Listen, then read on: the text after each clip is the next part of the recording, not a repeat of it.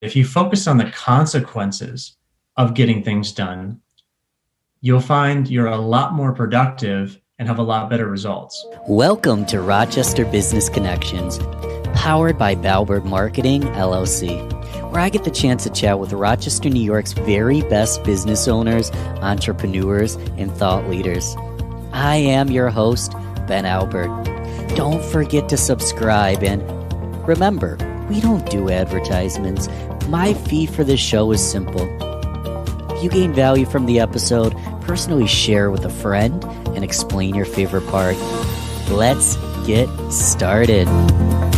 I am here with Joey Young, Joseph Young. Well, what do you prefer? I didn't even ask you beforehand. I just call you Joey. Joey's the best, man. That's what my parents called me. It's what I keep asking people to call me. It's so bad though. I have to say Joe at Starbucks and all the other places they ask for my name because inevitably I get the Joe what is it? I'm just like, just call me Joe. Like, so yeah, it's Joey. That's a hardship, man. I didn't know people couldn't spell Joey. That's embarrassing for that person, in my opinion. So yeah, you are the owner, obviously, of Joey Young Solutions, and you're a personal development leadership coach for millennials. I think I read. I'm a millennial, and I have a million questions for you. But to get started, tell us exactly what you do at Joey Young Solutions. Sure. Yeah, I call myself a professional results coach because that's what I love helping people achieve. My promise is that I'll help you double your output in 30 days without working more hours. That's my promise to anyone who goes through my program. And the way I do this is by focusing on what's important and helping people to cut out what is unimportant. This is the core framework. And for most people, what that does is it helps them to feel lighter and to feel freer, really, to be able to work on the things that matter most and cut out the things that are just kind of the fluff that fill our lives. For example, the classic one is email. A lot of people focus too much on being very accessible from that particular medium, and it cuts into their results. And just by tweaking little things, I find that I can help people in a massive way to get results in the areas in which they are passionate about. For a lot of people, it's businesses. They want to grow their business. For some people, it's in higher ed. They want to get better grades. They want to be more efficient in their schoolwork. And the beautiful thing is we can help these people with any of these things because the principles of higher performance are transferable to almost any endeavor, any daily toil. Absolutely. Yeah, it doesn't matter if you're an athlete, educator, business owner. So I personally, I'm a business owner and I'm a millennial. So I'm right in that, realm. And one thing I've experienced as a millennial is I often personally have imposter syndrome. I don't know where it comes from. I don't know if it's just me, but I see people on Instagram. I see the cars they drive and the things they do. And I realize that's not a realistic explanation of their life on a day-to-day. They don't just drive their car 24/7. But I see all these successful people, and I don't know if it's just me, but I start to get a little bit of success, and I almost feel like I don't match up, like I'm not at this person's level. Have you ran into that? People like me maybe having imposter syndrome or comparing themselves to others? What would I do to change that? I think a lot of us have that issue. Oh man, this is so great because I was just talking about this with a friend of mine who was a client. He lives in Australia actually, and is starting a business to help other businesses build their websites. And we were chatting about this because he was curious about how I had become a coach and how I had transitioned from my previous role. And I'll just touch on that real quickly because I think it's very relevant. Last year in the midst of the global pandemic, I was very frustrated with my business. I was not getting the results I wanted. I was kind of at that point where I was looking around, like you were talking about, and seeing other people getting the results like all around me, and feeling not only like frustrated that I wasn't getting those results, but also confused because I was like, why am I not achieving what I want to achieve here? I don't even know what I don't know. And I remember specifically just one night sitting at my laptop feeling so behind on my dreams, so frustrated, I didn't know what path to take. I made a commitment at that point to learn what I needed to know to get ahead, to become the person that I would be proud of becoming and being.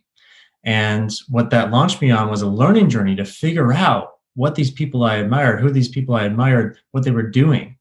And throughout this last year, I started reading a book a week. I got my life coach certification, and I've been able to help professionals, like I said, solopreneurs, professionals, PhD level students, to achieve the real results in their life. And not only have I doubled my income, but I have helped people to get real results in the way that they find meaningful, which has been the best part for me as a coach, to step into this role to help others achieve the things that they want to achieve. So I get the imposter syndrome, because the question that this gentleman from Australia asked me, that I was talking about, that question he asked me is, Joey, like, how do you call yourself a coach? You only started doing this 6 months ago. And I told him, man, you know how I started? I typed in a website, Joey Young, comma, coach. And he's like, what? And I'm like, dude, you have to have the confidence to risk your credibility. At some point, you need to say, this is who I am, and this is what I want to accomplish with my life. And maybe I don't have all the experience that other people have. Maybe I don't have all the same results as far as income and accolades, but you need to have the courage to start. And that's what I told him. And I think that that's really the key for 99% of us. The one thing that's holding us back is that we're afraid of of starting small and of looking foolish in front of people who really don't have the credentials to judge whether or not we're successful or not. That's something that we Sure. should decide for ourselves. But we feel like we need to be successful from the start, so we don't start. We feel like we don't have the results that others have, so we're somehow less than. But we're comparing our journeys to their, end of their journeys, right? So it's not even a fair comparison. They've been doing it a lot longer. They had different opportunities. They've been working for more years on the same things we're trying to do. And we can't compare ourselves to them. We got to compare ourselves to ourselves a year ago, right? And hopefully that'll give us the courage to just feel competent and exactly where we need to be. I love that, Joey. I mean, don't be afraid to start, and ultimately be yourself is kind of what I'm hearing. There's only one Joey Young coach. It's how there's only one Balbert Marketing. And overnight, I'm not going to be Tony Robbins or Grant Cardone or the president. It's not going to happen, but I'm still me, and we all have something different we can offer that is unique to us. And I was impressed. You said a moment ago you've been reading a book a week. That's unbelievable. I try, but I don't read quick enough. I'm trying to learn how to speed read. But my question is, okay, so I want to start, and I want to start doing more. Is there a certain book, a certain podcast? Obviously, reaching out to you, I'm sure you can help people out real well. But any taking off points, any books you'd recommend for, a beginner? Yeah, absolutely. I'll give one tip and then one recommendation. So the tip would be, and this is something I ran into for 90% of the people I work with. The concept is completion versus consequences. And a lot of people, when they're starting out any endeavor like a business, they focus on the completion aspect of the process instead of the consequences. And so what I tell people is, if you're someone who has a bunch of false starts, if you're not getting the traction you want to get in your professional career or in your business, it's probably because you're focused on crossing things off the to-do list. You're focused on completing the things you think you need to get done, when instead, if you focus on the consequences of getting things done, you'll find you're a lot more productive and have a lot better results. So I've got a client who loves writing down 25 things a day to do and loves crossing them off one by one. And by the end of the Yeah. day, she feels awesome because she has a little cute to-do list, right? And it's all crossed off. That's awesome. That's not productivity. That's dopamine hits, which is fun. But if you want real traction and you don't know where to start, stop focusing on getting things done and start focusing on how you can work on the most important things. If you can ask yourself at the beginning of each day, what's the one mission critical thing I need to do today that would benefit me most if I got done, or it would be the worst if I didn't get it done? What would that one thing be? And that focus on the consequences of doing something or not is actually the key to getting things done that are important, that actually get you traction. So I'd recommend people focus on more important tasks. And the way you know it's important is because of the benefits it gives you if you get it done, or the negative consequences that will occur if you don't get it done. And that's how we prioritize. That's how we actually get traction in our businesses. For example, a lot of people, when they're starting out, they focus on learning because they want, the imposter syndrome, which everyone has. And I'm no exception to this. I absolutely love watching training videos and YouTube videos and podcasts. And there's nothing wrong with that. But what we can do is we can, have something we need to create as a to-do for the day. Like, I need to create a video to help me to launch my business. And then we can have a video that we want to watch that day as well, because we enjoy watching videos and learning. And sometimes we can prioritize the consumption of things over the creation of our own things, which feels good because we're learning, quote unquote, but we're not actually doing what we need to actually do to move our business forward. And that's the term I like to use is infotainment. Yeah, exactly. But go That's on, it. go on, ultimately taking action on it. Yes. So we need to, and again, this relates back to the imposter syndrome thing, because if we can admit to ourselves that we're not the best, because we're not, I'm not Tony Robbins, I'm not Grant Cardone, I'm not Gandhi. Like, I don't have all the answers. I don't have it all together, but you know what? Someone can be helped by what I'm doing. So I'm going to create that video instead of watching that video because I know I can help somebody else. So that's my tip. The tip is to focus on the consequences of a task instead of completing all the tasks on your to-do list. Prioritize over completion. And then the recommendation, actually, there's a really good book called The $100 Startup by Chris something. And I can't say his last name. Oh, I forgot my pen. I'm gonna have to click rewind. Anyone listening, make sure you're writing this down. I forgot my pen. Grab your pen right now. Go on, Joey. Yes, it's the $100 Startup. You can just Google it. It's a very it's on Amazon. Fantastic book. And the reason I recommend this particular book is because I've read a lot of marketing books. I've read a lot of personal development books. I've read a lot of general business books.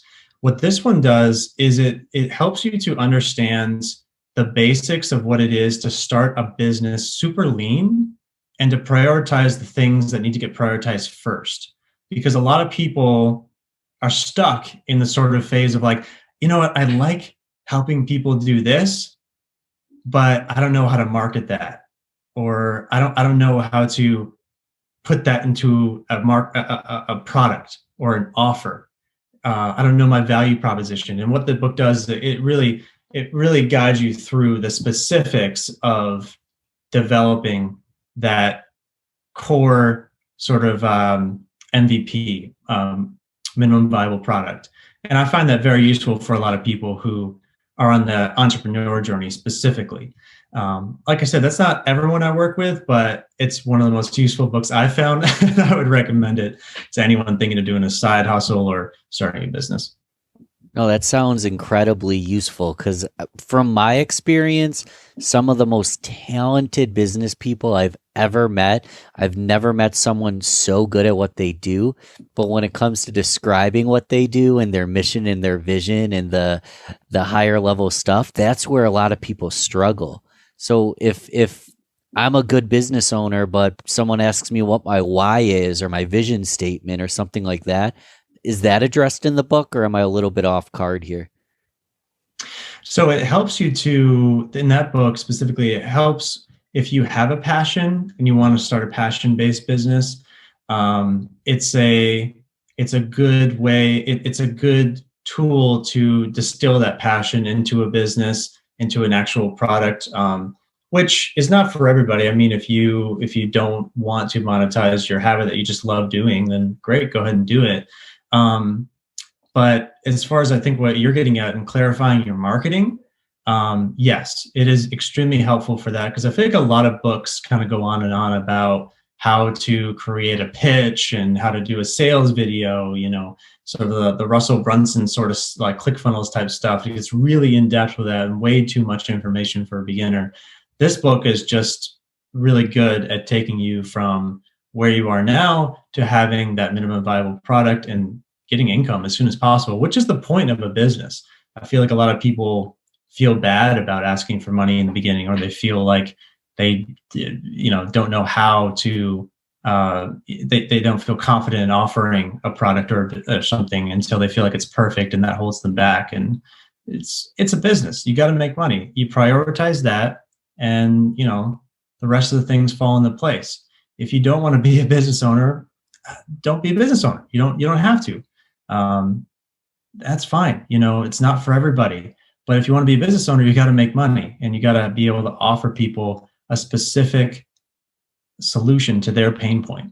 And I love helping people through that sort of process, but I also recommend that book. $100 startup for sure. That does kind of go back to imposter syndrome, like not charging enough or not valuing your time high enough. I mean, if you're a business person and you provide more value than the money you're taking in, you're leaving people better than when they worked with you. I mean, if you can provide more value than the money you're taking in, that's what a business is at the core. That's what a good business is, in my opinion.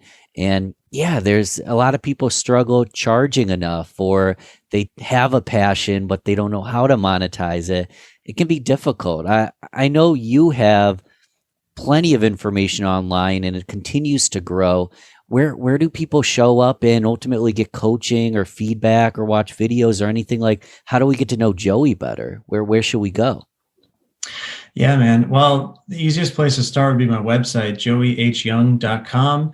I also post weekly on my YouTube channel, which is, if you just search Joey Young on YouTube, it should pop up. That's how you can kind of connect with me there. I think the biggest thing for me is get started with the free stuff. I got, like I said, a YouTube video a week I put out there just to help people with what I know and hopefully improve their life and leadership or results or business or personal development. If you go to my website, joeyhyoung.com, you can actually right at the top of the homepage, there's a place you can put in your email, and I'll email you a free online course I developed on my proprietary system called the Goal Execution Formula. That's a really good place to start too, because it's just a free video series for anyone who's looking to achieve a big goal or a big dream. And I give you like a workbook and videos to kind of implement that into your life as well. I'm actually teaching a class at the Rochester Brainery coming up in June here of 2021 on the goal execution formula, to go a little bit more in depth and a little more interactive with it as well, which I'm excited about. But that's the place I would start, and to kind of get to know what I'm doing. Yeah, that's exciting. I love the Brainery. I'm gonna have to take that class. Let me ask you about goals. We'll do like a 5-minute version of what's an hour presentation. Obviously, I recommend people check out the Brainery class, but I'm wondering, because we were talking about whiteboard, not whiteboards that came to my head though, but lists of things to do for the day. And every morning I have my whiteboard and I write down my list of, I call them non-negotiables. It's the stuff that I'm going to get done today. But a lot of them, I'll be honest with you, Joey, they aren't non-negotiable. They're things that could have a 72-hour window. It's just I want to be proactive and get it done today. And I find personally I like to set a lot of small-term goals, really short-term goals. But at the same time, it's like going to the gym and working out, but just working out without a leg day, upper body day without a plan or an execution. A lot of my goals are let's win today with a lot of small goals, but I have trouble figuring out where they're leading long term. And I have the confidence that if I'm winning every single day, long term, I'm still going to do great. But I'm wondering, am I missing something? Is there a better way to structure my long term goals? I feel like the short term goals are a positive thing for me, but should I have better direction on the short term? Should I be looking more long term? How do I properly execute? Am I off? Am I close? What's going on? Well, man, I mean, you're definitely one thing I'll say about you that I respect about you is you're a hustler. You know, you're always working to build your business. I know you got a great work ethic, and I don't have any doubts about your success because I have a lot of respect for what you're doing with Ballbird Marketing. And I think that you're the kind of guy with no matter what specific approach you have, you'll figure it out. What I have found But is Joey, I'll figure it out, but it'll take me 70 hours a week to do it. listen, that's a lifestyle choice that some people choose to make, and I would not make that for them. But one way I know to do it less than 70 hours a week, if that's your goal, is so what I outlined in the goal execution formula, which is by the way, the way that I have achieved my long-term goals as well, is it's essentially chunking it up. And chunking it up sounds so simple, but it's so hard when we're talking about our own goals and dreams because we find it hard to take the big overall long-term output, the long-term vision we have, and to actually create to-dos for it. And the way we do that is we take the clarity, which is step one of the goal execution formula, and then we roll it through step two, which is commitment, which I don't have time to get into today, but it's essentially ensuring that you are the type of person who will achieve that goal, which is the big step that most people skip when they're trying to achieve goals, is ensuring they're the type of person who does with that identity shift. Number three is the strategy. And the strategy takes that clarity and it makes it workable, because the way that I found most people's long-term dreams and visions for their life break down is the 6 month to today time frame. They don't know how to take a dream or a vision or a goal that they want to achieve, and they don't know how to do things that are actually going to move the needle on that project on a daily basis. So what I've done is in the workbook is monthly and weekly worksheets, which allow you to fill in the specifics of what is non-negotiable in that particular time frame to move that project forward. And what I found for myself, and you can actually see literally if you're watching this on the walls here, I have printed out these pieces of paper for myself to be very hyper focused on what specific outcomes need to happen in a week. And then I'll start my week by sitting down and looking at, okay, if this is the outcome for the week, what blocks of time do I need to schedule on which days to make sure that this outcome is achieved? And doing that, honestly, breaks down any goal into something extremely, extremely manageable. And what I've found is that it actually creates the results on a daily basis that can tie into monthly and quarterly and our annual goals as well. So it's really quite, it's not like some super complex, like hard to understand method, but the discipline of sitting down and chunking up that big plan, that vision into monthly and weekly increments, that's just what makes it happen, quite frankly. Now, I love this, and just imagine I'm this way sometimes, and I'm sure listeners are as well. I've got the discipline, I've got the work ethic, but if you drive 40 miles in the wrong direction, you just drove in the wrong direction. So how do I figure out what I actually want? Like, how do I determine that goal in the first place? How do I know what to look for, what to work for? Well, that's a loaded question there, Ben. Yeah. But one thing I always direct people towards is my strong emotions exercise. So what some people have done, which is very helpful to them, but a lot aren't aware of, is the idea that we're all driven at a core level by certain motivating emotions. And these emotions are to care for a specific group of people, to solve a specific problem, to right a certain wrong or injustice, or to fix ourselves in a certain way. And with the strong emotion exercise, I take people through the steps to answer the questions of what are those things that you really truly care about. Because if we can figure out what those internal clocks are ticking for, what really at the core of us is what is important to us, we can have clarity. And real clarity only comes after being really real.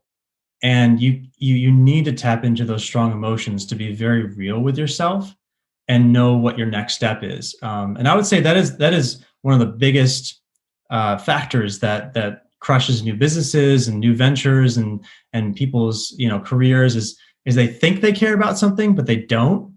Mm. And so that's why the strong emotions exercise is really important to establish that long-term goal and make sure it's connected to something that's really important to you on the inside. I love this. I'm obviously going to be following up with your materials online.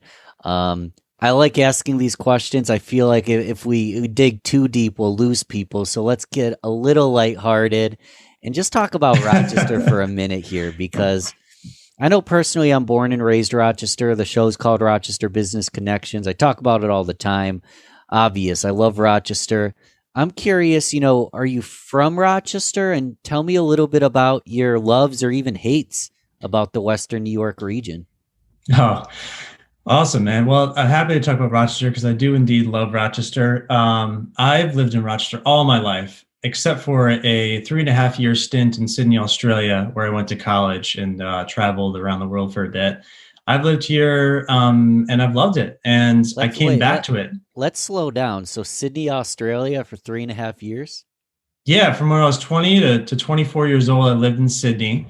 I went to leadership college over there, and just loved it. I mean, it was a great time. I needed to spread my wings and find my voice, and that's what I did. But I chose to come back to Rochester because of family and because of the area. So I would say that I absolutely adore everything about this city in terms of, especially in terms of the weather. Like I feel like a lot of people dislike the Rochester winters, but man, I have experienced temperate weather year round in Sydney, Australia, where it's just like warm or hot all year round. I missed the falls, man. Oh, like I love Rochester Falls. And then spring with the flowers here. I live right near Highland Park now, and I just love the spring. Summers aren't too hot. I mean, they don't melt your face like they do in Sydney where I lived. So I'm all about this place. And of course, my family is here, and my parents and have lived here for most of my life, and me and my wife now have a place here in Rochester. So I have no plans of leaving anytime soon. I love it. Yeah, I mean, we have all four seasons. If you think about the four seasons, we have all of them without any natural disasters.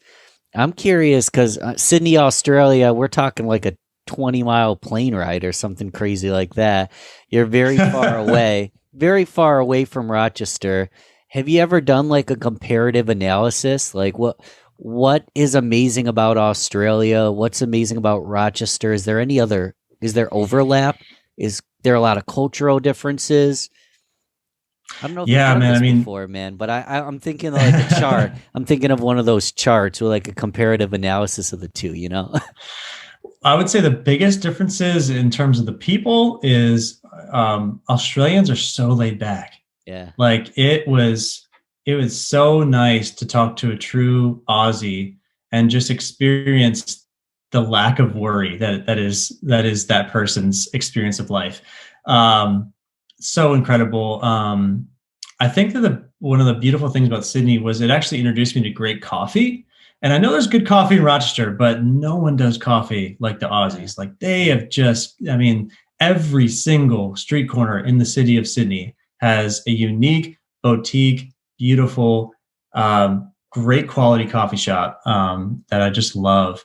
Um, I think Sydney is one of those places where it was absolutely perfect for what I needed it to be at the time, which was a place to live, to grow, to find my voice, to find myself, and to travel from. Man, you can make bank in Sydney. So when I was in college, just to give you an idea, I worked a retail job, entry level retail. I started at $24 an hour and just started traveling the world with that money. I worked Wow. part time, paid my way through college, no student loans, and I traveled the world, Europe and China, Hawaii, everywhere, just from the money I made from that part time job. So yeah, it was a good time. Oh, all better reason to follow up with you. Got millions of stories I can imagine. A love of travel. Have you always been? Do you see yourself as someone who just loves experiences, traveling, things like that? Like, Oh what my were you gosh. always like that, or did someone bring you along? I was the quiet kid, so it's something that I didn't come to appreciate later in life. It seems like you have a knack for it. Well, I'll be curious to hear about your travel adventures, but a perfect illustration of my love of adventure is the layover I had in Shanghai. I was traveling back from Sydney to Rochester to see my family one Christmas, and I had about 12 hours in Shanghai, a long layover, and I thought I'd make the most of it. So I checked my check bags into this like rental place. And took a train to downtown Shanghai. This is about 9 p.m. And then my flight left at about 8 a.m. So I thought I'd just, make a good night of it. And, trying to figure out what I would do that night, walking around the streets. I saw, different street vendors, which was cool. But then as I was walking by this sort of cluster of buildings, I noticed this one gentleman, young 30s, wearing a suit, looked like he was on top of his life, doing his whole like watching, looking around kind of thing, and I was wondering what he was doing, and then he saw me. He's like, "Oh my, hello," and I walked over to him. I was like, "Hey man, what's up?" Turns out I didn't speak a lick of English, but he grabbed another friend of his Yeah. who did, and I have no idea what's going on, but he's like grabbing friends, and then this one guy comes over and he's like, "Hi, would you like to come with us?" And I didn't know what was going on at that point, but I was like, you know what? I'm in freaking Shanghai for one night. It's 1 a.m. Like, just gonna do something fun. So I'm like, sure, come with these guys, see what happens. There's like five of them around me at that point, all wearing like these like nice suits. And so they take me into this elevator in one of the buildings, and I go on up, and the elevator with all these suits, and I'm like, well, this is either it or I'm gonna have the time of my life, but there's gonna be no in between. Wow. And so I walk down this hallway, and I start hearing this thumping music. Still no idea what's going on. I turn the corner, and there's this nightclub, and there's Pikachus, and there's noodles, pool noodles, and there's people dancing and lights flashing, and I'm just like, what is going on over here? And then people started, of course, they started, trying to just hand me drinks and stuff like that. And I just spent about an hour hanging out there at about 1 a.m. in Shanghai, and was the greatest time ever. Never spoke to anyone there for more than about 3 words in English, but it was a good time. Yeah. And I just, those sorts of things just make me really happy. So yes, I love adventure. And I would definitely look forward to traveling again in the future. But what about you, man? What would you say would you said you enjoy traveling as well. I'm curious to hear some of your stories. I don't have any stories like that. I'm late to the travel game, so I've been basically traveling North America recently, trying to hit all the states in Northeast a couple times. Then I'm going down to Myrtle Beach in a couple of weeks. This will come out after that, but really staying in the Northeast, doing a lot of hiking, Adirondack Mountains, that kind of stuff. Because I really have that travel bug that once things open up and there's security that I can comfortably travel, I'm late to the game. Just now in my life, like I want to go to Amsterdam, I want to go to New Zealand, but I don't have the stories yet. So we're gonna have to keep in touch so I can tell a couple good ones. Because from what I heard, 1 o'clock, 2 o'clock, 3 o'clock, one of two things happens: you either go to sleep or somehow magic happens. That's what everyone tells me. The magic happens after hours when you least expect it, That's awesome. Well, dude, I look forward to catching up again because I do want to hear your stories. And I would say, I don't know how old you are, man. You look young though. And I might say, if I dare say, your best days are ahead of you for sure. I'm sure you're going to have a great time. And I just can't wait to hear about adventures, and especially New Zealand, man. That's probably my favorite place in the world, to be honest. Wow. Yeah. It sounds like you enjoy the outdoors, so that's going to be perfect. And man, I really hope you enjoy that country because it's just beautiful, and the people are awesome there too. My gosh, so nice. I was on the highway of New Zealand once in a little rental car, and I literally pulled over for 30 seconds. And wouldn't you know, the first car that found me, the first car that was driving by, I pulled over. The guy runs out of the car. He's like, "Are you okay, man? Do you need anything?" I'm like, "Dude, I'm just checking the maps, man. I'm fine, but thank you." And he's like, "Do you need some gas?" I was like, "Well, I guess I could use gas." He's like, "There's a gas station." Then he starts to go off and like tell me the direction to the nearest gas station. I was like, "Dude, this is insane." Wow. But yeah, the nicest people over there. And I hope you get to travel there soon once things open up a bit. Well, let me ask you while we're on, an adventurous topic, if you could sit down and have, coffee or tea with anybody, live or dead, let's see at a round table of, two, three, four, five, I guess at least three people, who would you want to sit down and have a drink with? Well, one of my heroes is Brendan Bouchard. He's definitely one of the guys I respect the most right now. He is a coach, a high performance coach who I believe runs his business and his life from a place of his heart and really cares about people. So I respect him because of that and because of the business he's built. Another one of heroes of mine is John Maxwell.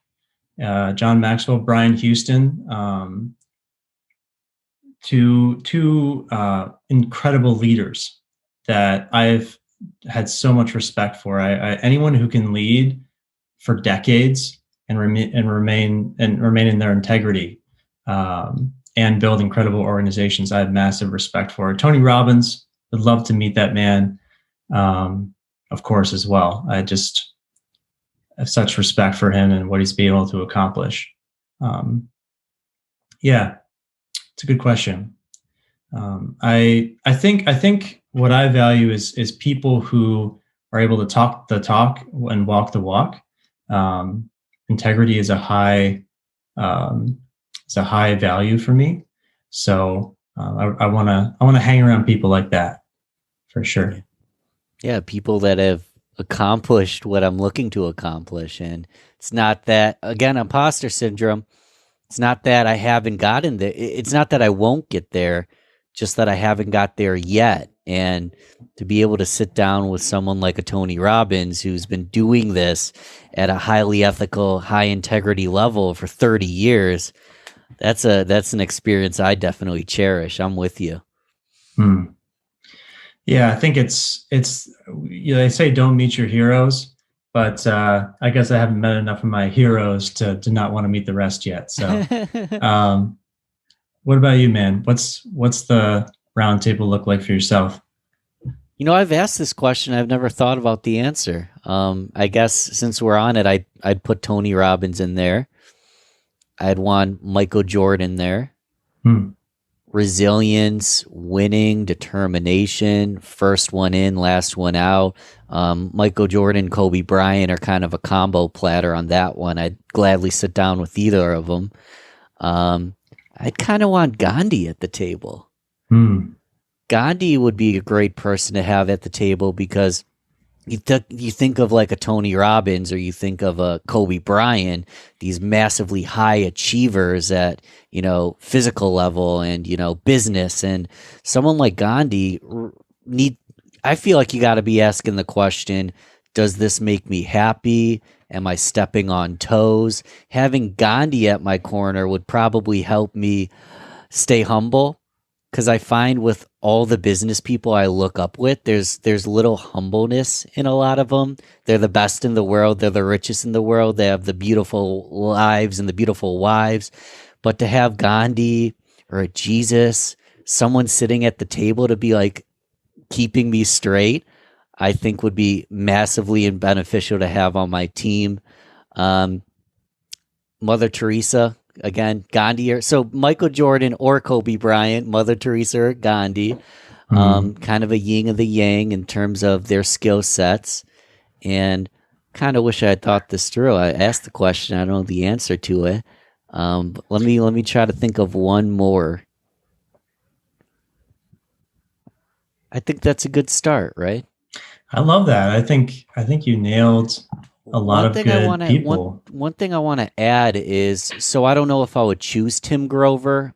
I might, but Tim Grover was Kobe Bryant's coach. He was Dwayne Wade's coach. Um, and I would want someone like Tim Grover because for every Kobe Bryant, for every Tony Robbins, there's the coach that teaches them. Because these guys are already the highest achievers you can imagine. And the coach isn't their level in terms of skill set.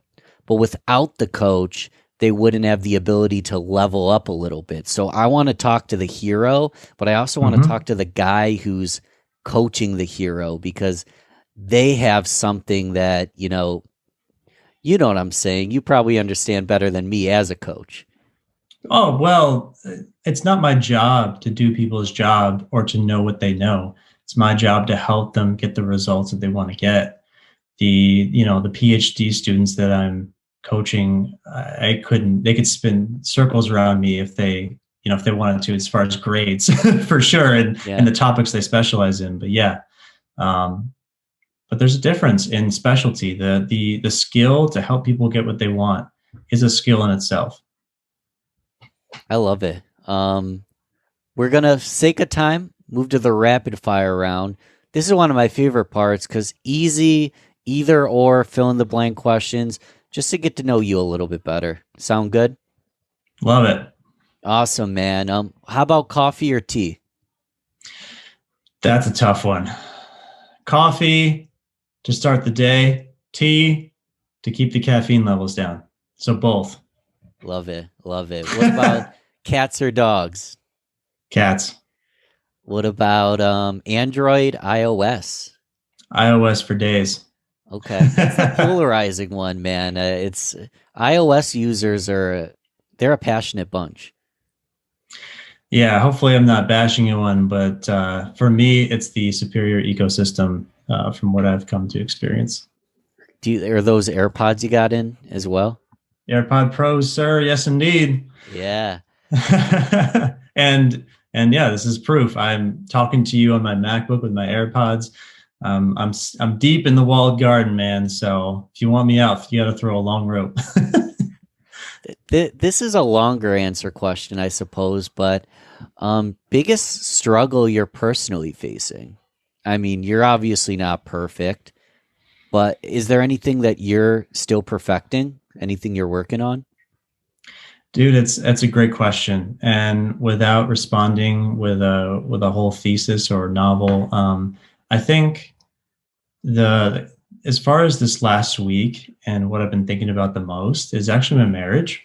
I only got married 6 months ago. I got married on September 26th of 2020. So it's been a journey to figure out how to live together, Yeah. how to love each other in this environment, in the COVID environment, but also in just like two human beings bumping heads so much in a small space. So I think that's the biggest personal challenge I've had, and I say that Rebecca is the best thing that ever happened to me, very intentionally, because I believe it's true. I would not have been able to build this business if she wasn't right there next to me, watching me do the whole thing and encouraging me. So, um, struggle, but would highly recommend marriage. Hey, it warms my heart to hear it. And I love that you're looking at it objectively. And everything's not always going to be perfect, but she helps lift you up and you together can be stronger together. I love that. What else? Give us one, because I want like 50 more, but give us at least one more. One final free tip for the audience at home. One final tip is don't be a dabbler. Oh, When God. you're ready, when you're ready to take the plunge, you're gonna have to you're gonna have to invest. You're gonna have to invest your time, your energy, and your money. But when you take that step, that's when the results come. That's when the joy in the process comes. The unhappiest people are the ones that leave all the doors open to all the opportunities. Don't be a dabbler. Wow, Joey, we want to keep in touch. Tell us again, is there any social medias you frequent? The website? Can we call you? How do we schedule that appointment in case we missed it earlier? How do we keep in touch? Oh man. Well, the website, joeyhyoung.com is where you can find me. Joey@joeyhyoung.com is my email, which I check all the time. So shoot me an email. I love to chat with different individuals who love to chat about personal development or, just want to make a good connection. So, and Ben, thank you for having me here and just talking about what I'm nerdy about. It's so much fun. I love what you're doing, and I look forward to staying in touch as well. Yeah, you've been amazing. We're going to do a part 2, guaranteed, because I have 500 questions I didn't get to ask. But till next time, appreciate it again. Ben, thank you. Thanks for listening to Rochester Business Connections. Don't forget to share this, rate, and comment on your favorite platform. You can also email me, ben@valbertmarketing.com. Let's connect soon. Until then, keep thriving, everyone.